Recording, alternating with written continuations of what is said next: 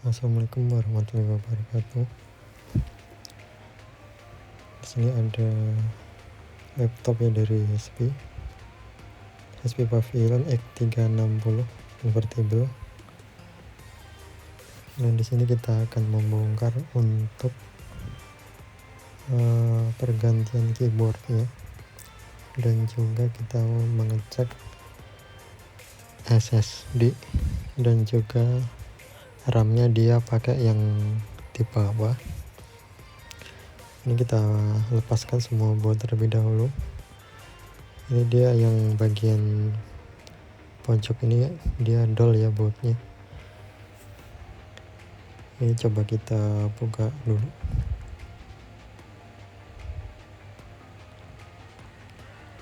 Ya, ini udah terbuka.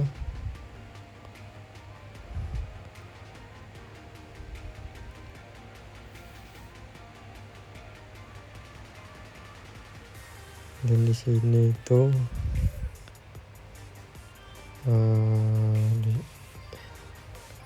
ini SSD ya, dia udah pakai SSD. Dan ini tempat harddisk. Mungkin ada sebagian yang dia masih pakai harddisk.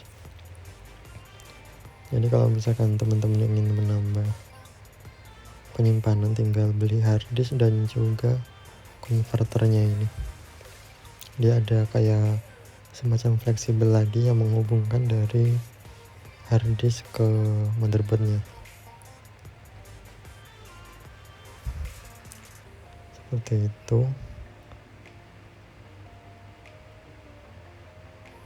Kita coba pasang ini. Dan untuk SSD-nya ini dia pakai yang NVMe ya. Serinya NVMe. Udah kelihatan ini soketnya, model SSD-nya. Kalau M2 SATA itu dia sekatnya ada 2. Pertama kita lepaskan baterai terlebih dahulu biar aman untuk melepas motherboard dan komponen lainnya.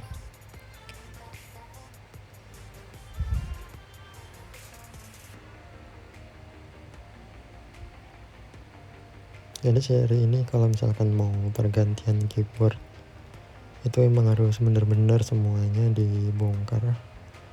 Dan ini untuk RAM-nya ternyata sudah ditambahin ya, udah di-upgrade.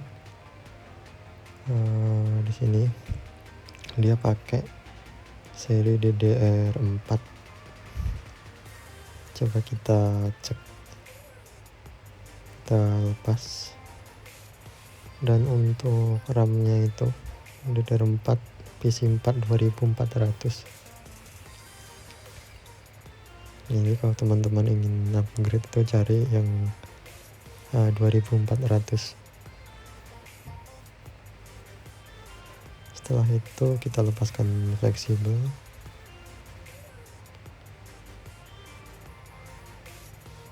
Ini fleksibel keyboardnya.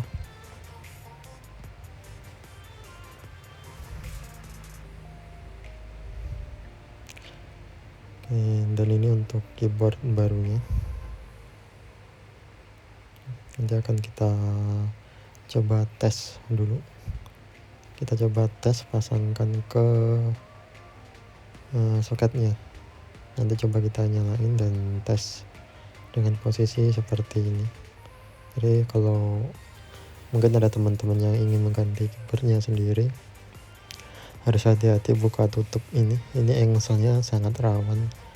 Jadi kalau buka tutupnya nggak sambil dipegangin di bagian sisi kiri dan kanan engsel ini, biasanya dudukannya patah atau jebol, yang mengakibatkan ya engselnya nggak bisa naik turun gitu, nggak bisa kebuka tutup lagi.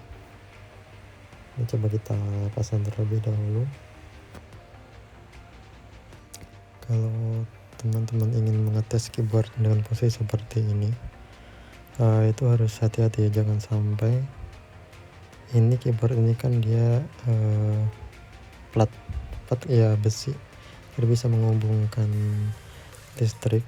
Jangan sampai besinya ini nempel ke motherboard, takutnya nanti ngegrund dan konslet. Ini sudah masuk. Sekarang kita tes keyboardnya dengan cara masuk ke Google Chrome, konekin internet terlebih dahulu.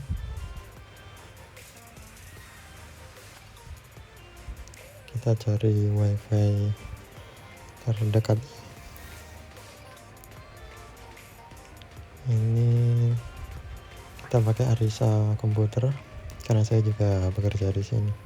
Mungkin teman-teman kalau misalkan ingin pergantian keyboard atau spare part lainnya bisa datang ke Arisa komputer ya, yaitu untuk lokasinya itu berada di Jakarta Selatan,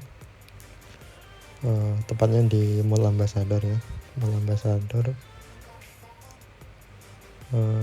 Sudirman Kuningan,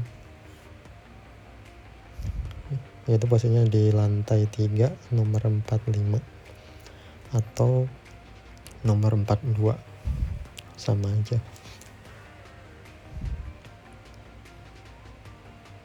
Setelah terhubung ke internet, itu kita masuk ke Google Chrome dan kita ketikkan di browsernya itu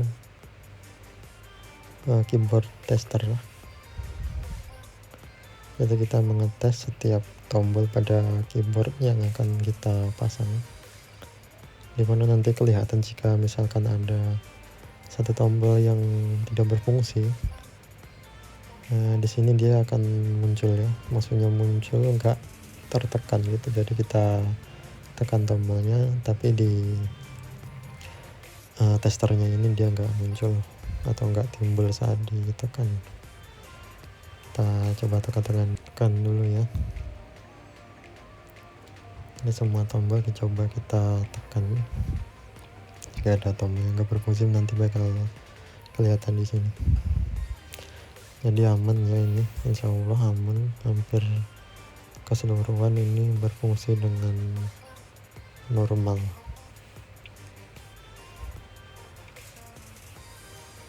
Jadi tinggal kita matikan shutdown laptopnya. Oh ya, di sini saya pakai charger ya untuk menghidupkan laptopnya. Tadi untuk baterainya tidak dipasang. Selanjutnya kita lepas kembali soket keyboardnya. Karena ini cukup memakan waktu ya untuk pergantian keyboardnya, soalnya emang satu persatu kita lepas terlebih dahulu. Semua motherboard kita angkat. Jadi untuk menghemat waktu saya percepat terlebih dahulu.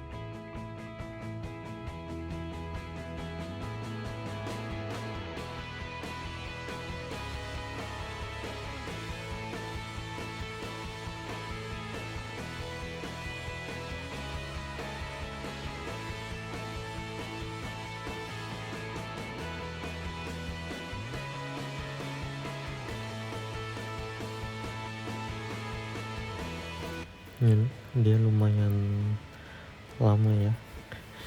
Jadi pergantian keyboardnya itu estimasi sekitar 2 jam. Kita usahain sebelum 2 jam itu udah selesai. Biasanya 1 jam 30 menit, 90 menit itu biasanya udah selesai kalau nggak ada kendala. Jadi ini kita bersihkan terlebih dahulu di titik-titiknya ini. Nanti ini akan kita solder lagi agar keyboardnya menempel ke casingnya.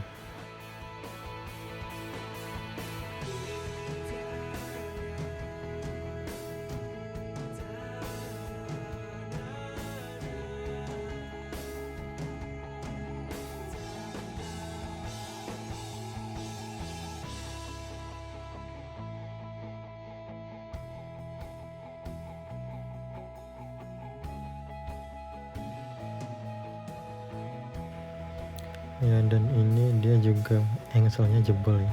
Kita coba perbaikin terlebih dahulu agar nanti pas dipasang ke seperti semula itu engselnya buka tutupnya juga normal, tidak mengangkat di casingnya. Kalau teman-teman ada laptop mungkin laptop temennya atau pribadi, jadi kalau misalkan di bagian pojok dekat engsel dia itu agak ngangkat saat buka tutup, itu harus diwaspadai ya, soalnya itu bisa dari dudukan engselnya itu jebol atau retak biasanya. Jadi itu perlu diservis, segera bawa ke tempat servis terdekatnya yang jelas sudah terpercaya. Jangan sampai salah naruh barang teman-teman, nanti ya bakalan gak bagus juga ke barangnya. Nah, ini kita perlu disolderin setiap titiknya ini, nanti dia akan ngekunci platnya ini. Jika kita cuma ditempel doang atau enggak disolder, mungkin ada teman-teman tanya kok kenapa enggak dipakai lakban aja. Mungkin ada pernah nerima servisan itu, dia pernah ganti keyboard, jadi keyboardnya itu cuma ditempel, maksudnya ditempel cuma di lakban di bagian kiri, kanan, atas, bawah, itu di lakban gitu aja, yang penting bisa nempel. Sebenarnya seperti itu bisa, tapi kan kenyamanan kita mengetik itu beda sama yang disolderin di setiap titik kuncinya ini. Jadi mungkin ada teman-teman setelah ganti keyboard terus tombol keyboardnya itu kok agak tenggelam dari posisi semula. Jadi dia tenggelam hampir sejajar dengan casingnya itu. Intinya itu tombolnya tenggelam aja. Itu biasanya cara pemasangan keyboardnya itu kurang tepatnya atau kurang bagus. Mungkin ya salah satunya cuma di lakban itu tadi. Mungkin ya buat teman-teman cari tempat servis yang udah rekomen cara-cara seperti ini. Sarannya itu di setiap titiknya disolderinnya. Jadi nanti setelah disolder kan pasti menempel, dan posisi keyboard itu akan timbul, nggak tenggelam gitu. Ini kita percepat lagi untuk menghemat waktu.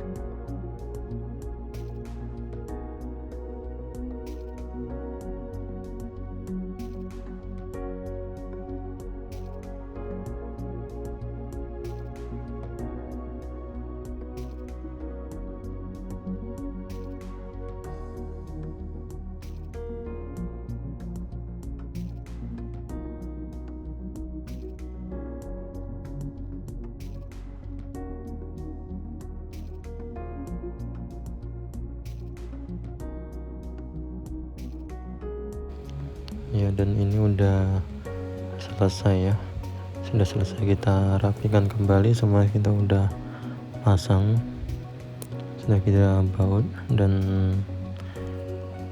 kita tes menyalakan dulu laptopnya, dan nanti kita cek sekali lagi di keyboard tester yang online itu.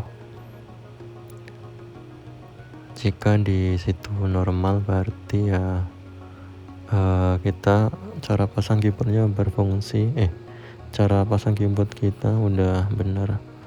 Soalnya pakai solder itu kalau salah nyolder pasti kena di fleksibel itunya keyboardnya, atau jalur keyboardnya ada yang putus yang mengakibatkan keyboardnya nggak bisa dipakai.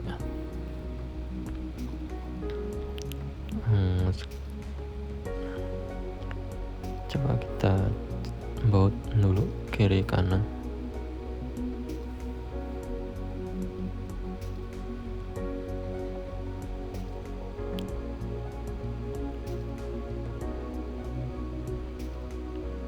Ini dia pakai sistem Windows 11 ya, OS nya.